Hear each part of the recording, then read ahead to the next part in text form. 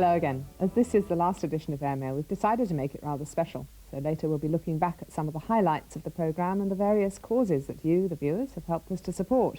And the writers of all the letters we use will receive a famous Airmail pen. So let's move on to the reaction to the Live Aid concert, which has raised over £40 million for famine victims in Africa and has been overwhelming.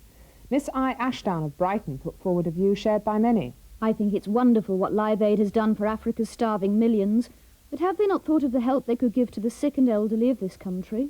Fiona Dennett Thorpe of Lewis was in tune with that letter. How about a show to help this country in its problems? There are the poor people and the hospitals which can't afford machinery. Charity should begin at home. Mr. M. Rhodes of Rochester had this to say. I feel I must congratulate Mr. Geldof on the success of the show. However, I do hope not all the money raised will be spent on food. Some should be spent on educating those poor children and also on destroying the flies. Every child I saw had about 4 flies on each eye. The last word on this from Mrs. Pat Smith of Cliftonville. After the wonderful Live Aid concert, it would be marvellous to see someone in America follow it with a worldwide effort in aid of cancer. I'm sure the whole world would join in to save the many people with this terrible disease. Who knows? Perhaps Bob Geldof has started something and Live Aid is just the beginning. Let's hope so. Another subject which has prompted a lot of letters was raised on Airmail a couple of weeks ago. A viewer said she didn't think distressing pictures, such as those of the Bradford fire and the European soccer riot, should be shown on television news bulletins. Ken Meanwell of Tunbridge disagreed. News pictures of scenes of violence and disaster are often emotionally disturbing, but in most instances, this is how it should be. Seeing scenes of suffering and damage might make people think twice before they become involved themselves in anything that can cause it. Teresa Sweeney of Raynham supports that view. I sympathise with the camera crews who have to be there to film these events. I sincerely hope they continue their good work. They open the windows of the world for us all to see. Without television, we'd never have a chance to realise how lucky we are. T.M. Walters of Ramsgate also believes such pictures serve a purpose other than to inform. The Bradford fire shocked us all, but much more so because we witnessed it for ourselves. And our outrage was stronger due to the TV coverage of the Brussels riot. Such things can only end if people are made aware of the consequences. That's a good point. Now a letter from a viewer who was shocked by pictures shown the Saturday morning series Danger Freak, which is about people with dangerous hobbies or jobs. Mrs. C. Slight of Dover doesn't think they were suitable for children. I saw a man whose clothes were engulfed in flames. He staggered about and then fell over a cliff. I couldn't believe my eyes.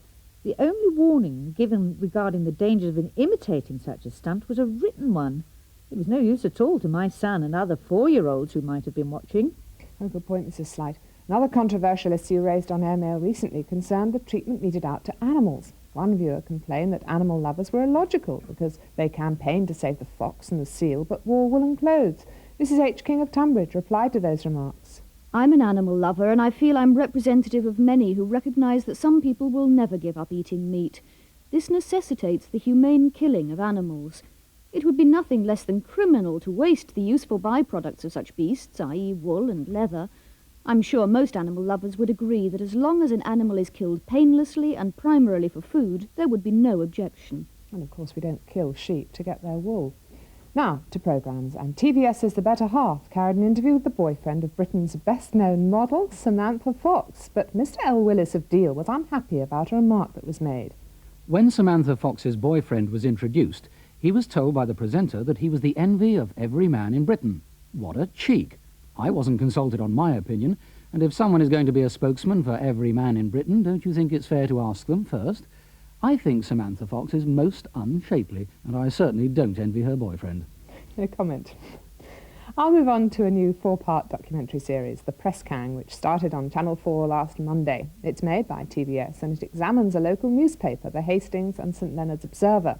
In conjunction with the series, TVS have produced a special tabloid newspaper. There's also a unique competition, the winner of which gets the rare opportunity to become a trainee journalist. Not surprisingly, it's aroused a lot of interest, and quite a few people have written to me asking for details. Well, the address to write to for a copy of the newspaper, which includes the competition's entry form, is The Press Gang, P.O. Box 123, Southampton, SO9 7HH. And the competition is open to people aged between 18 and 24. So good luck to all you budding journalists. It's a good life, I can tell you. Time now to look back over the past couple of years. We've had a lot of fun reading your letters on just about every subject under the sun. Most have been about programmes, and I'm pleased to say that the powers that be have had to sit up and listen to your views on more than one occasion. Do you remember how the volume of your letters about the Sullivans convinced them to move it from an afternoon slot to lunchtime? Coast to Coast is probably the only programme that's prompted a larger mailbag. You've praised it and moaned about it, and Charles Baker of Pevensey even wrote a poem entitled A Viewer's Lament because he was unable to watch it at weekends. He suggested setting the words to the Coast to Coast tune, which is exactly what we did.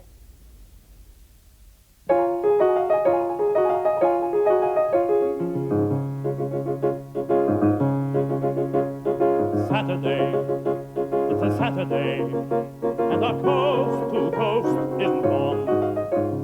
Saturday, on a Saturday, not a Mike, not a Clark, nor a Ron. 3, 5, 4, 1, Monday night will never come. Tra-la-la-la-la-la-la-la-la-la. No flatter day than a Saturday. It drones on, nothing's on. And our friends of the week, they're all gone. No flatter day than a Saturday. It drones on, nothing's on. And our friends of the week, they're all gone. Neil Jenkins of Kent Opera and concert pianist Leslie Pearson at the keyboard. I hope you enjoyed seeing them again. I certainly did. Another highlight of the programme was back in August 1983, when Airmail was still part of Coast to Coast. Margaret Wright of Folkestone asked me to publicise the address of her son's unit in the Falklands because they wanted pen friends. We obliged, and it led to wedding bells. Her son Peter was a Lance Corporal in the Army Catering Corps attached to the 1st King's Own Border Regiment.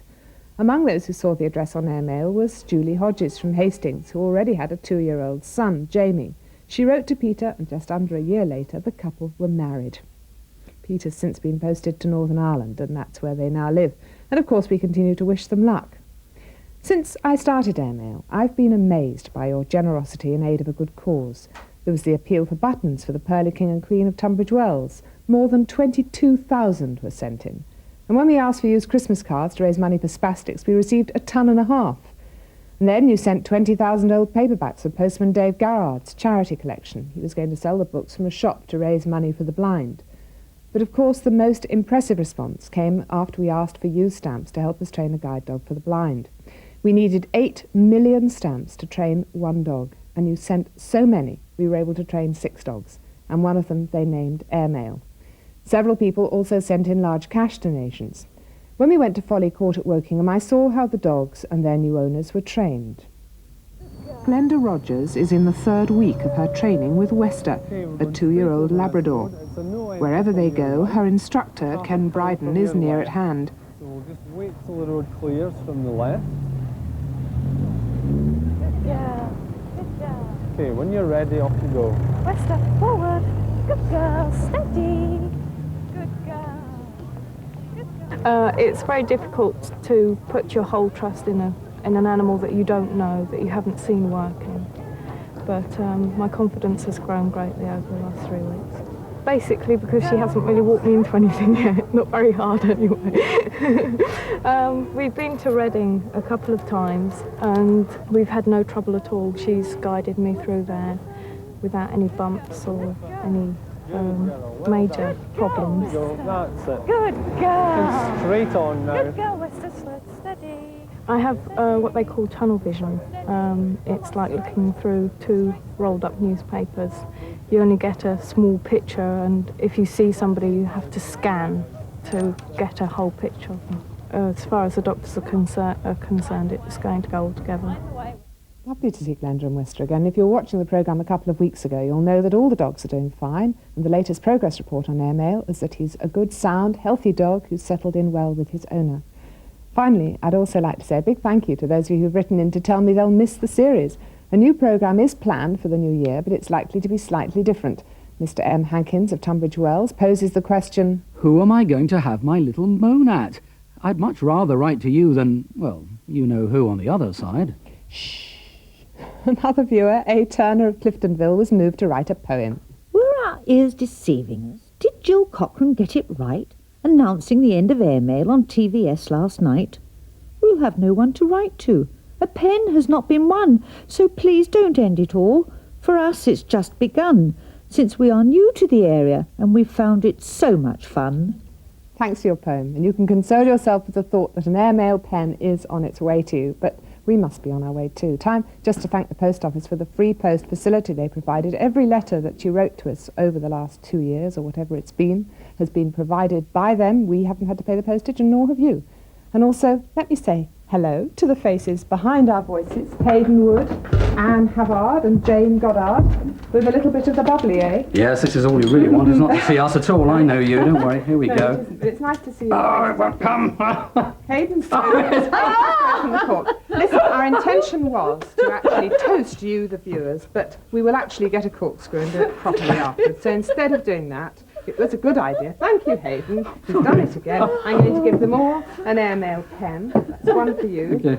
and one for you, and one for you, Jane.